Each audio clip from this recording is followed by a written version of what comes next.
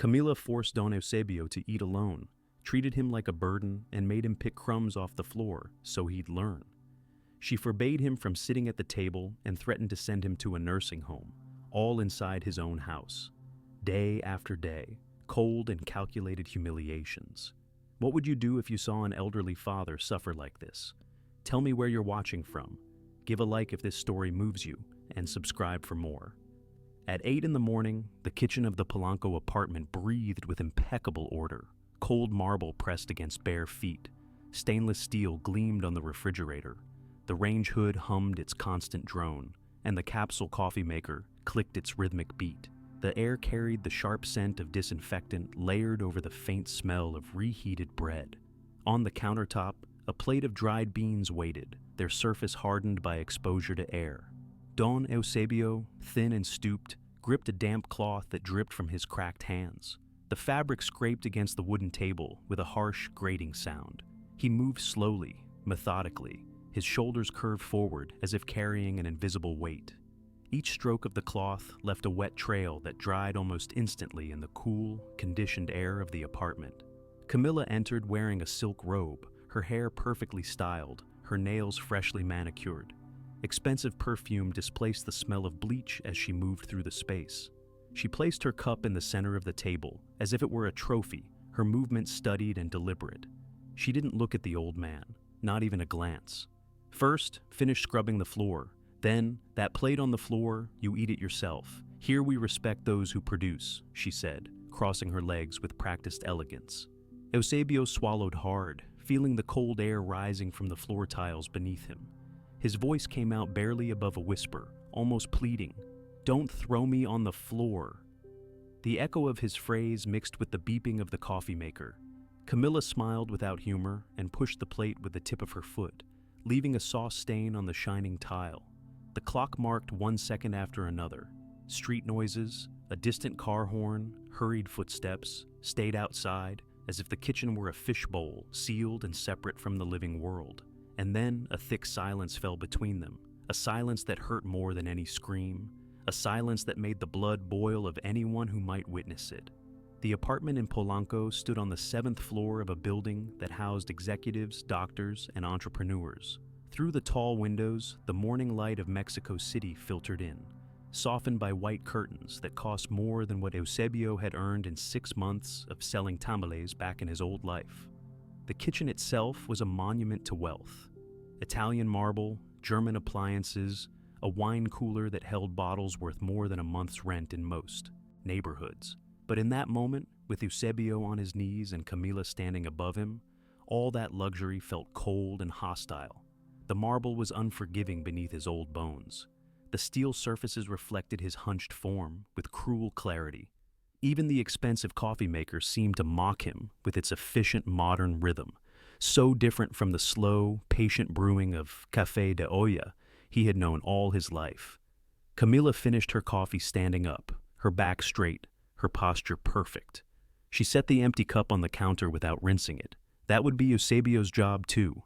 She glanced at her reflection in the microwave door, adjusting a strand of hair that had fallen out of place. Satisfied, she turned and walked toward the bedroom, her slippers making soft whispers against the floor. "I want this kitchen spotless by the time I'm dressed," she called over her shoulder. "And don't forget to polish the faucets. They had water spots yesterday." Eusebio nodded to the empty space where she had been standing. His hands trembled slightly as he picked up the plate from the floor. The beans were cold and hard, covered with a film that had formed overnight. The sauce had congealed into a dark, sticky paste. He looked at it for a long moment, his stomach churning. The apartment was quiet now, except for the hum of appliances and the distant sound of traffic below. Somewhere in another room, a door closed. Water ran through pipes in the walls. The city continued its morning routine, indifferent to the small tragedy unfolding in this expensive kitchen. Eusebio set the plate aside and returned to scrubbing the floor. His knees ached. His back protested with each movement. But he kept working, kept moving, because what else could he do? His son, Alejandro, was away in Monterrey for business. His grandson, Emiliano, was at school. Maribel, the housekeeper who sometimes showed him kindness, wouldn't arrive until noon. He was alone with Camila, alone in this beautiful prison of marble and steel. As he worked, his mind wandered to other kitchens, other mornings. He remembered the small kitchen in Atlixco, where he and Rosa had prepared tamales before dawn, the corn masa soft in their hands, the smell of chile and meat, the warmth of the stove fighting against the cold mountain air. Rosa's laugh when he made jokes, her gentle corrections when he wrapped the tamales too loosely. That kitchen had been tiny, cramped, with a dirt floor and walls that let in the wind. But it had been theirs, and in it they had been happy. This kitchen in Polanco had everything that one had lacked, but it had nothing of what had mattered. Eusebio wrung out the cloth and started on another section of floor. The water in the bucket had turned gray. His reflection wavered on the wet tiles, distorted and broken. He wondered if Alejandro knew. He wondered if his son had any idea how Camila treated him when no one else was watching. He wanted to believe that Alejandro didn't. No, that if he knew, he would stop it immediately. But doubt crept in like the cold from the floor. Maybe Alejandro was too busy. Maybe he didn't want to see. Maybe, in this new world of success and money, an old man who sold tamales no longer fit the image his son needed to project.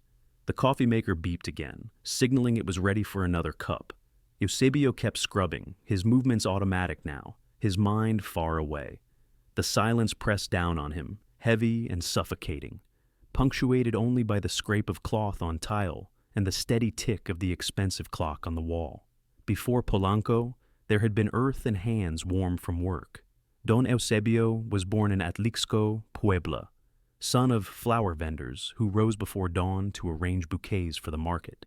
The town sat in the shadow of Popocatépetl, and on clear mornings the volcano watched over them like a sleeping giant.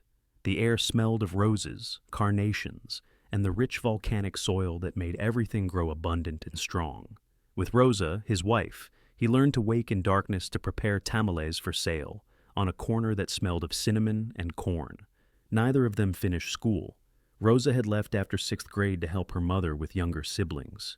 Eusebio had made it to 8th, but when his father fell ill, books became a luxury they couldn't afford. But what they lacked in education, they made up for in love and determination. They kept 2 treasures through all the hard years. The first was a rosary with worn beads, a wedding gift from Rosa's grandmother. The beads were made of wood, darkened by decades of fingers running over them, smooth and warm to the touch. Each bead carried prayers whispered in difficult times, in moments of joy, in the quiet hours before sleep. The rosary had survived floods, moves, the chaos of raising a child in poverty, and it still hung from a nail beside their bed, within reach whenever faith was needed. The second treasure was a photograph printed on matte paper, its edges soft and curled from handling. In it, their only son Alejandro appeared with his cheeks dirty with sauce, laughing with his arms spread wide. He couldn't have been more than 5 years old. Behind him, you could see the corner of their old kitchen, the plastic chairs they used for customers, and the edge of the cart where they kept the tamales warm. The photo had been taken by a tourist who happened by one Sunday morning and sent it to them weeks later. Rosa had cried when it arrived, touching her son's face through the paper. With those 2 objects, Eusebio sustained each hard day. Rosa's early death came when Alejandro was 15, a sudden illness that the clinic in Atlixco couldn't treat, and that they couldn't afford to treat elsewhere. The rains that ruined sails, soaking through the plastic tarps and turning the corner muddy and impassable.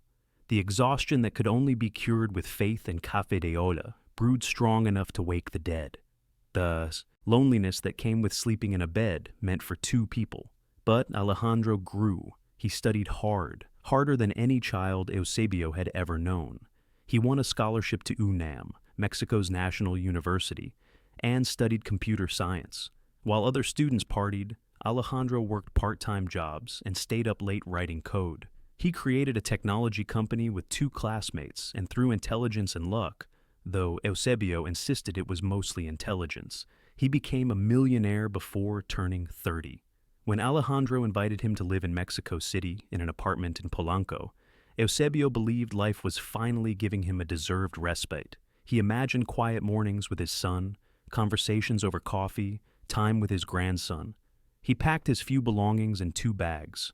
The rosary went into his pocket. The photograph went into his wallet, protected by a plastic sleeve that Rosa had put it in years ago.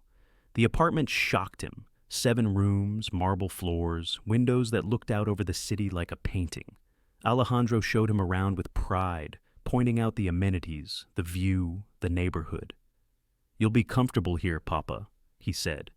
"You deserve to rest after all those years of hard work." And for the first few weeks, it seemed true. Alejandro was busy with his company, but he made time for dinners together. They talked about Atlixco, about Rosa, about the old days.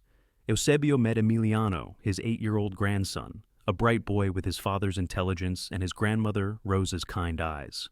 The boy was curious about everything, asking questions that made Eusebio laugh.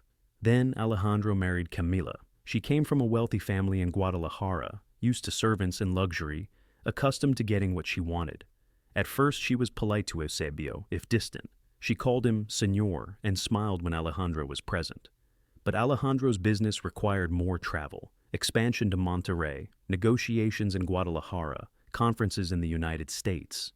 The dinners became less frequent, the conversations grew shorter, and Camila's mask began to slip. In the apartment, only Maribel, the housekeeper, offered Eusebio fresh water and a shy smile. She was from Oaxaca, far from home like he was, working to send money back to her own children. Sometimes, when Camila was out shopping or at the salon, Maribel would sit with Eusebio in the kitchen and they would talk. She understood what it meant to be invisible in someone else's house. Emiliano, too, remained a bright spot. The boy would escape from his piano lessons to sit beside his grandfather and look at the old photograph. He wanted to know everything about the tamales, about Grandma Rosa, about Atlixco and the volcano. "Did you really wake up at 4 in the morning?" he would ask, eyes wide. "Did Grandma make the best tamales in Puebla?" "The best in all of Mexico," Eusebio would say, and Emiliano would laugh, delighted. "Life changes, doesn't it? Abuelo," the boy said one afternoon, his small fingers tracing the edge of the photograph. Eusebio nodded, squeezing the rosary in his pocket. Those worn beads held a promise still in force, a promise that good would triumph, that suffering had meaning, that God watched over the humble and the faithful. In his chest, despite Camila's harshness, a humble hope vibrated. If Alejandro knew what was happening, if he could see how Camila treated him, he would set things right. His son was good. His son loved him. His son would not allow this to continue. This hope sustained Eusebio through the difficult days. When Camila's voice cut through the apartment with another order, another criticism, another humiliation, he would reach for the rosary. When he lay in bed at night, his body aching, his spirit worn, he would look at the photograph. Alejandro's laughing face reminded him of better times, simpler times, times when love was abundant even if money wasn't. He prayed that those times might come again, in some form. He prayed that his son would see the truth. He prayed for patience, for strength, for the wisdom to endure. The beads moved through his fingers, one prayer at a time, while outside the window, Mexico City sprawled enormous and indifferent, its lights glittering like fallen stars. The humiliation didn't stop with the plate on the floor. It grew, spreading through the apartment like mold in a damp corner, dark and persistent. Camila began serving Eusebio food that had gone past its date, meals with the sour smell that catches in the throat and refuses to leave. Leftover chicken that had sat in the refrigerator too long, its edges dried and curling. Rice mixed with yesterday's beans, the texture grainy and unpleasant. Vegetables that had started to soften and brown. "Nothing goes to waste in this house," she would say, setting the plate before him with a smile that never reached her eyes. "Besides, you grew up eating much worse, didn't you?" She sent him to scrub the laundry room until his knuckles bled, the harsh detergent eating into the cracks in his skin. The small room had no window, just a fluorescent light that buzzed constantly and hurt his eyes. He would kneel on the concrete floor for hours, washing and rewashing, until Camila decided it met her standards. His knees developed bruises that never quite healed, turning purple and yellow and purple again. Eusebio began losing weight. His clothes, already loose, hung from his frame like rags on a scarecrow. His belt, notched to the last hole, still couldn't keep his pants from slipping down his thin hips. His hands, cracked and red from the constant washing and cleaning, hurt when he closed them into fists. At night, he would lie in his narrow bed and stare at his hands in the dim light, barely recognizing them as his own. These weren't the hands that had shaped Masa into tamales, that had held Rosa while she danced in their tiny kitchen, that had lifted baby Alejandro high in the air. These were an old man's hands, damaged and weak. Maribel tried to defend him with minimal gestures, small acts of kindness that she could hide from Camilla. She brought him cloths soaked in arnica for his aching joints. She slipped him warm bread from the bakery, wrapped in napkins and hidden in his room when Camilla wasn't looking. Once, she left a small tin of hand cream on his bed with a note that said simply, "For the pain." But Camilla caught her one morning, saw the knowing look that passed between Maribel and Eusebio, and her eyes narrowed. She waited until the afternoon, when Eusebio was in the laundry room, to corner Maribel in the kitchen. "One more word of defense, one more gesture of help, and you leave without severance," Camilla said, her voice low and sharp as a blade. "I'll make sure no one in this neighborhood hires you. I'll tell them you're a thief. Do you understand me?" Maribel understood. She had children to feed, rent to pay, a mother who depended on the money she sent home each month. She couldn't afford to lose this job, so she stopped leaving the arnica cloths. She stopped smuggling bread. But sometimes, when Camila wasn't looking, she would catch Eusebio's eye and mouth. "I'm sorry." It was something, at least. It meant he wasn't invisible to everyone. Eusebio's phone remained locked away in Camila's possession. She had taken it weeks ago, claiming it was broken and needed repair, but it never came back. Without it, he couldn't call Alejandro. He couldn't tell his son what was happening. Solitude became another room in the apartment, a space he inhabited constantly, even when surrounded by people. He was alone in the marble kitchen, alone in his windowless bedroom, alone in the elegant living room where he was no longer welcome to sit. One dawn, between the murmur of the city coming awake, Eusebio woke to use the bathroom. His small room was at the end of a hallway, far from the other bedrooms. As he shuffled past the living room, he heard Camila's voice, low and urgent. She was on the phone, and something in her tone made him stop. "Yes, lawyer, it's better to move it forward," she said. "If I can get him to sign the power of attorney, I'll have him out of the apartment before Alejandro returns from the Monterrey trip." Eusebio's heart began to pound against his ribs, so hard he thought she might hear it. He pressed himself against the wall, barely breathing. There was silence as she listened to whoever was on the other end. Then she spoke again, her voice carrying a satisfaction that made his skin crawl. "The nursing home in Xochimilco is perfect. It's cheap, far away, and once he's there, Alejandro will have no choice but to accept it. I'll present it as what's best for his health." A quick rustling sound followed, like papers being shuffled or a folder closing. Then her footsteps moved away toward the master bedroom. A door closed softly. Eusebio stood frozen in the dark hallway for a long moment. His legs felt weak. His hands trembled. A nursing home in Xochimilco. Thrown out of his son's house. Trapped somewhere while Camilla took control of what? Money? Property? What could she gain from a power of attorney? He didn't understand the legal details, but he understood betrayal. He understood cruelty. He made his way back to his narrow bed and lay down, pulling the thin blanket up to his chin, even though the room wasn't cold. He looked at the rosary hanging from a nail on the wall beside him, its beads dark in the dim light. He thought of the photograph in his wallet, of Alejandro's laughing face covered in sauce, of Rosa's gentle hands shaping tamales in their old kitchen. Something moved inside him then. It was slow, like water building pressure behind a dam, like roots pushing through concrete, patient and inevitable.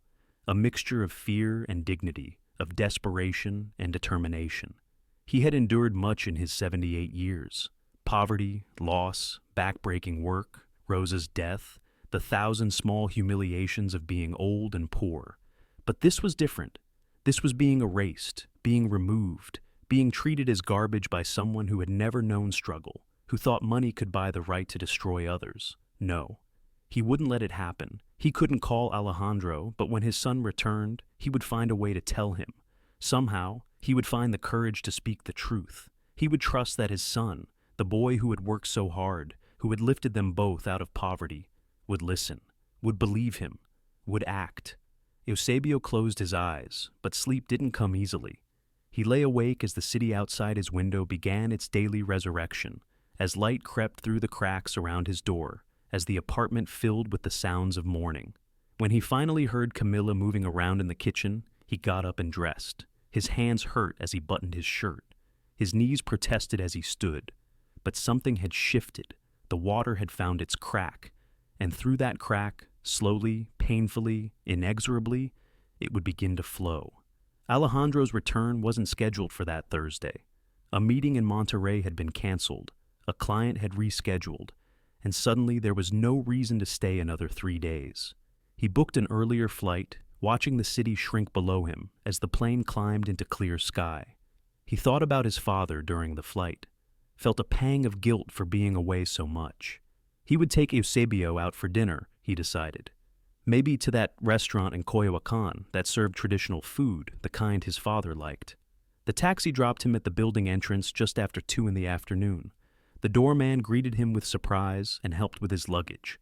Alejandro rode the elevator up, already planning the evening. He would call Emiliano's school, pick him up early, make it a family afternoon. His father would like that. The apartment door opened with the soft click of the electronic sensor, recognizing his key. The hallway smelled of strong coffee and disinfectant, sharp and chemical. From somewhere deeper in the apartment came sounds, voices. Alejandro set his suitcase down quietly, loosening his tie. He started toward the kitchen, then he heard it, Camilla's voice, cold and commanding. "Pick it up from the floor, old man. Here you are, nobody." The sharp crack of a plate hitting tile echoed through the apartment. Alejandro stopped mid-step, his hand frozen on his briefcase. The sound rang in his ears like a gunshot, impossible to unhear, impossible to misunderstand. He moved forward, his footsteps soundless on the expensive runner that lined the hallway. Through the kitchen doorway, he saw his father. Eusebio was bent over, his body curved and broken-looking, gathering pieces of shattered ceramic from the floor. His hands shook as he picked up each fragment. And as he worked, he repeated something under his breath, a phrase that made Alejandro's chest tighten with a pain he had never felt before. "Don't throw me on the floor! Don't throw me on the floor!" The words were choked, desperate, the plea of someone who had been broken bit by bit, day by day. Alejandro saw his father's thin frame, saw how his clothes hung loose, saw the red cracks in his hands. He saw everything in that moment, everything he had been too busy to notice, too absent to see, too trusting to question. Camila stood above Eusebio, impeccable in designer clothes, her arms crossed. She was watching the old man with an expression of cold satisfaction.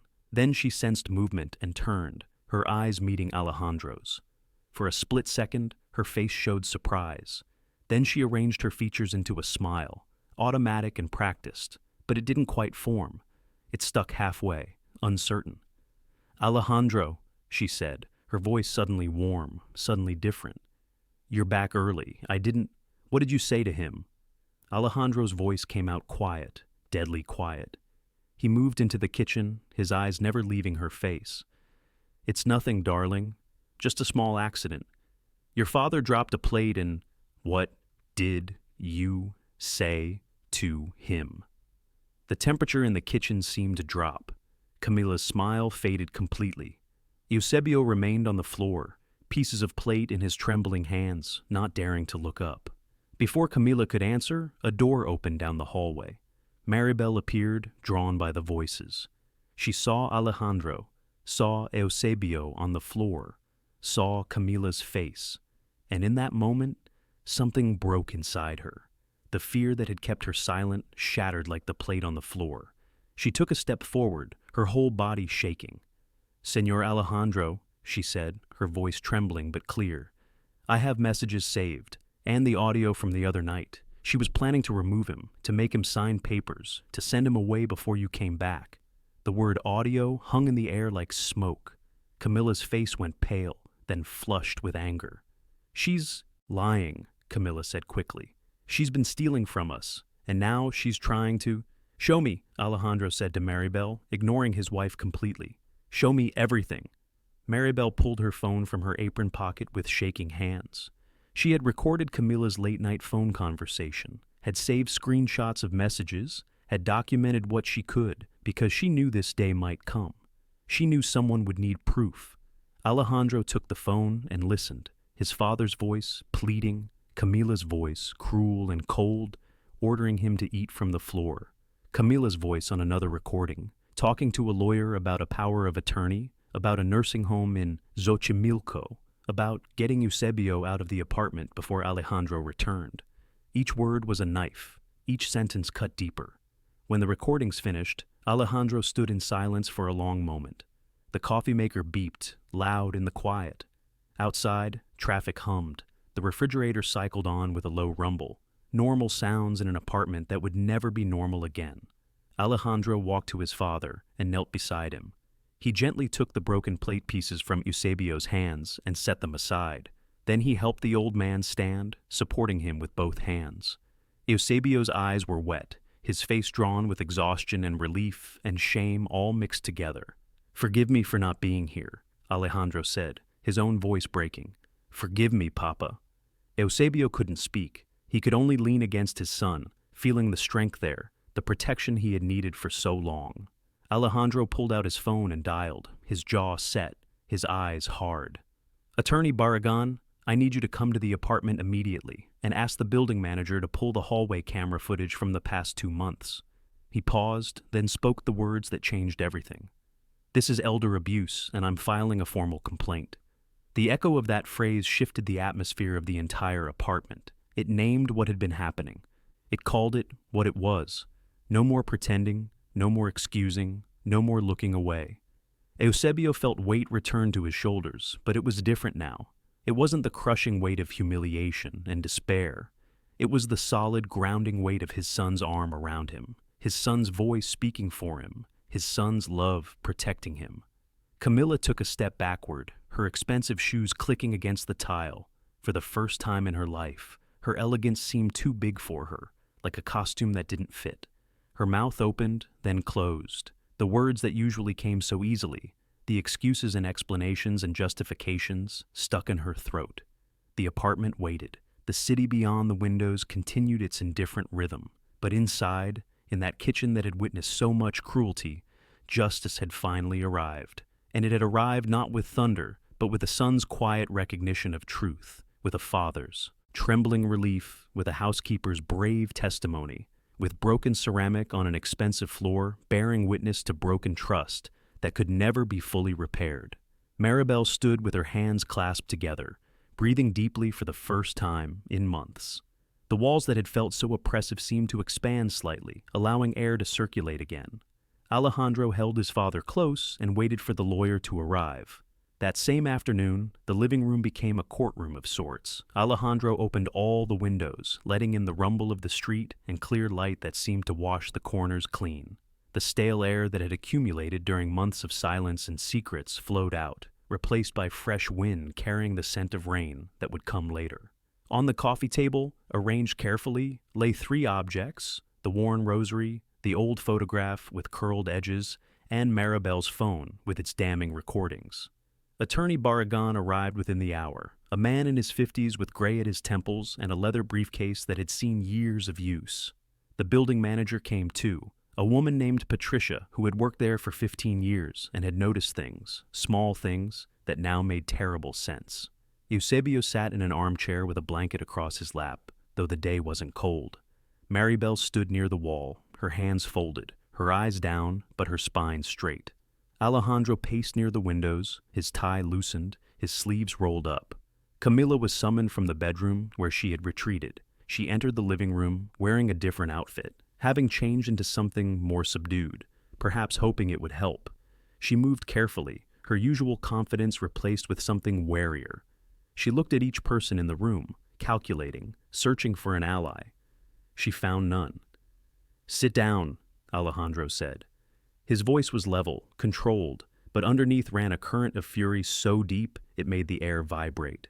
Camilla sat on the edge of the sofa, her back straight, her hands in her lap. "Alejandro, if you would just let me explain—" "No." He held up his hand. "You will listen, that's all. You will listen to what you've done." He picked up Maribel's phone and pressed play. The recordings filled the room. Camilla's voice, telling Eusebio to eat from the floor. Camilla's voice, threatening Maribel with termination without severance. Camilla's voice in the dead of night, talking to a lawyer about some power of attorney, about a nursing home in Xochimilco, about getting Eusebio out before Alejandro returned from Monterrey. Here you are, nobody. Her own words played back to her, cold and clear. Camila's face went through a series of changes. Shock, then denial, then calculation. Those are taken out of context, she said, but her voice lacked conviction. You don't understand what it's like managing the household while you're always gone. The cameras, Patricia said quietly. The building manager set her tablet on the table. We have footage from the hallway cameras. They're motion activated, and they've recorded several incidents over the past 6 weeks. She played the video, grainy but clear enough. Camila shoving Eusebio against the wall outside the apartment door. Camila throwing his jacket at him when he moved too slowly. Camila yanking his arm hard enough that he stumbled. The footage had no audio, but it needed none. The violence was evident in every frame. Eusebio watched the screen and didn't recognize himself at first. That hunched, frightened old man being pushed and pulled, that couldn't be him. But it was. He saw his own face, his own fear, his own diminishment playing out in silent black and white. Attorney Barragan made notes in a leather notebook, his pen moving steadily. When the video ended, he looked up at Camila with professional coldness. Elder abuse is a serious crime in Mexico City. Article 330 of the Penal Code establishes penalties including imprisonment and significant fines. The evidence here is substantial. Camila tried to smile, a desperate attempt to regain control. This is all a misunderstanding. I was trying to teach him responsibility, to help him contribute to the household. An old man can't just sit around all day expecting, "Stop!" Alejandro's voice cut through her words like a blade. "Just stop. I've heard enough of your voice." He moved to stand beside his father's chair, placing his hand on Eusebio's shoulder. "This man raised me. He worked from before dawn until after dark selling tamales so I could go to school. He went hungry so I could eat. He wore the same clothes for years so I could have books. Everything I am, everything I've built, exists because of him. And you treated him like trash in his own son's home." The words fell into the room like stones into still water, creating ripples that touched everyone. Maribel wiped her eyes. Patricia nodded slowly. Attorney Barragan continued writing. Alejandro outlined the immediate measures with the same calm precision he used in business negotiations. "Your access to all accounts under my name is closed as of this moment. All credit cards are canceled. You will move out of this apartment by the end of the week. Attorney Barragan will prepare separation papers." "You can't just throw me out," Camila said, and for the first time, real fear showed in her eyes. "I'm your wife. We can work through this." "You lost that right when you put my father on the floor," Alejandro said, "when you fed him spoiled food, when you plotted to have him committed to a facility so you could steal from him. No, we won't work through this. There's nothing to work through." Attorney Barragan spoke up, his voice carrying the weight of law. "Given the evidence, I'm obligated to file a formal complaint with the Ministerio Público. There will be legal consequences beyond the personal separation. The district attorney will determine whether to press criminal charges." He listed the next steps in clear, measured terms: restraining order, formal investigation, possible trial. Each phrase landed with finality. Camila looked around the room one more time, searching for sympathy, for understanding, for a way out. She found only closed faces and evidence of her cruelty. The elegant mask she had worn for so long was completely gone now, leaving only a woman who had miscalculated badly, who had believed wealth and appearances could excuse anything. "You'll regret this," she said finally, her voice thin. "No," Alejandro replied. "The only thing I regret is not seeing it sooner." Patricia opened the windows wider, and a breeze swept through the living room, carrying with it the smell of approaching rain. The curtains billowed. The afternoon light shifted, becoming softer, gentler. The apartment itself seemed to exhale, releasing months of accumulated tension. Maribel uncrossed her hands and let them fall to her sides. She breathed deeply, a full breath, the kind she hadn't taken in this apartment in a very long time. The walls that had felt like they were closing in now seemed to expand, creating space, allowing movement. Camila stood and walked to the bedroom to pack. Her footsteps on the marble floor sounded hollow, echoing in a way they never had before. When she crossed back through the living room an hour later, carrying 2 designer suitcases, Her perfume no longer dominated the space. It drifted behind her like a ghost, then faded. The door closed behind her with a soft click. What remained was different. The apartment was the same. Same marble, same appliances, same expensive furniture. But the atmosphere had transformed completely. Coffee brewed in the kitchen, fresh and aromatic. Patricia excused herself with a respectful nod. Attorney Barragan promised to return the next day with paperwork and left his card on the table. Alejandro sat beside his father, and they said nothing for a long time. Outside, the first drops of rain began to fall, tapping against the windows. The silence between them was new, but it wasn't heavy or painful.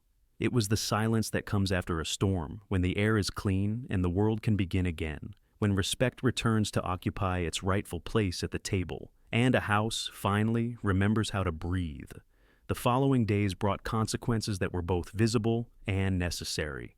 Attorney Barragan filed the formal complaint with the Ministerio Público on Friday morning. By Monday, the district attorney's office had issued a restraining order prohibiting Camila from approaching Don Eusebio or the apartment building. An investigation was opened. The wheels of justice, often slow, moved with unusual efficiency when confronted with clear evidence and a victim who had both means and determination to see it through. The preliminary hearing took place 2 weeks later in a courtroom in the Miguel Hidalgo district. The room was smaller than the ones shown on television, with fluorescent lights and wooden benches worn smooth by years of use. Residents from the apartment building came to observe, having heard whispers of what had happened on the 7th floor. Local reporters attended, drawn by the unusual nature of the case, a wealthy family's internal darkness exposed to public scrutiny. Several attorneys who specialized in elder law sat in the back rows, taking notes.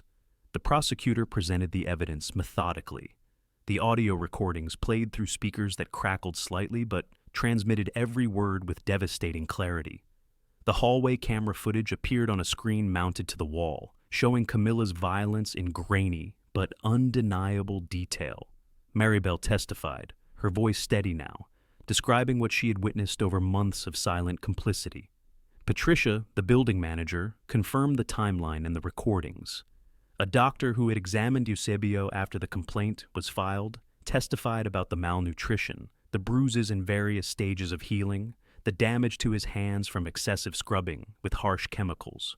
Camila sat at the defendant's table with her own attorney, a man in an expensive suit who made arguments about misunderstandings and cultural differences and the stress of managing a household. But the evidence spoke louder than his words. The judge, a woman in her 60s who had seen many cases of abuse, listened with an expression that revealed nothing until she spoke her ruling. The sentence was exemplary.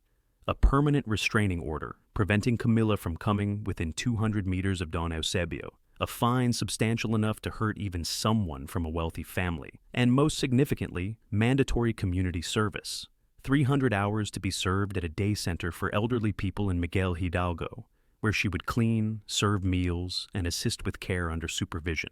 You will learn, the judge said, looking directly at Camila, what it means to serve with humility.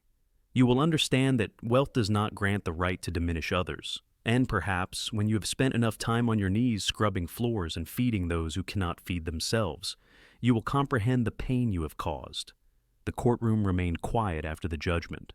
There were no gasps or applause, just a collective exhale, a sense that something fundamental had been acknowledged and addressed. Justice, imperfect but real, had been served. Beyond the legal consequences, social consequences followed swiftly. Camila had built a reputation as a socialite, an influencer of sorts, partnering with luxury brands and appearing at charity galas. When the verdict became public, those partnerships evaporated. 2 cosmetics companies terminated their contracts with her. An invitation to host a fundraiser for a children's hospital was quietly withdrawn. In Mexico City's social circles, where reputation matters deeply, doors began closing, not with dramatic slams, but with polite, firm clicks. While justice played out in courtrooms and social networks, the apartment in Polanco underwent a quieter transformation. Alejandro reorganized the space, removing traces of Camila's occupation like an exorcism of bad energy. He set up the dining table for 2, placing settings across from each other rather than at opposite ends. He bought a comfortable armchair for the living room, positioning it near the window where afternoon light fell warm and golden. He had Eusebio's small room painted and added a real window, not large, but enough to let in sun and air and the sight of sky. A special shelf appeared on the living room wall. On it, Alejandro placed the rosary and the old photograph in a simple frame, positioned where both could be seen from anywhere in the room. The objects that had sustained Eusebio through his darkest days now occupied a place of honor, visible reminders of where they had come from and what mattered. Emiliano, who had been staying with his maternal grandmother during the worst of the turmoil, returned home. The boy ran to his grandfather and hugged him fiercely, his young arms strong around the old man's thin frame. "I missed you, abuelo," he said, and Eusebio felt something crack open in his chest, something that had been closed tight for too long. One afternoon, when the sun angled through the windows and painted the walls gold, Alejandro and Eusebio sat together at the table. Between them were conchas and coffee, the sweet bread still warm from the bakery down the street. The coffee maker had been replaced with a traditional pot for café de olla, the kind Rosa used to make, flavored with cinnamon and piloncillo. "Son," Eusebio said, his voice quiet but no longer trembling, "I thought you didn't see me anymore." Alejandro reached across the table and took his father's damaged hands in his own. "I see you, Papa, and I'm going to take care of you the way you took care of me." Eusebio breathed deeply, as if someone had finally returned his name to him, as if after being invisible for so long, he was solid again, real again, worth protecting. Tears came, but they were different from the tears he had cried alone in his narrow bed. These were tears of relief, of recognition, of hope restored.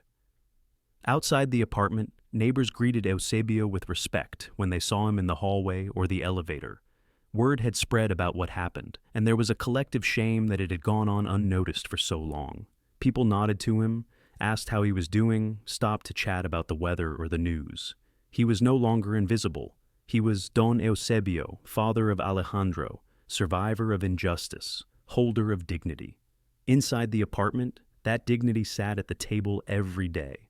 It occupied the armchair by the window. It touched the rosary beads and looked at the old photograph and remembered that love and sacrifice are never wasted, even when they seem forgotten. It remembered that justice, when it finally comes, doesn't just punish wrongdoing. It restores what was taken, names what was denied, and rebuilds what was broken. Maribel continued working in the apartment, but now she worked with Eusebio rather than around him. They prepared meals together sometimes, sharing stories of Oaxaca and Atlixco, of children and grandchildren, of the strange paths life takes. She no longer feared speaking. He no longer feared existing. The apartment became a home again. Not perfect, not without memories of pain, but healing. The marble floors remained cold. The appliances still gleamed. But they were just materials now, just things.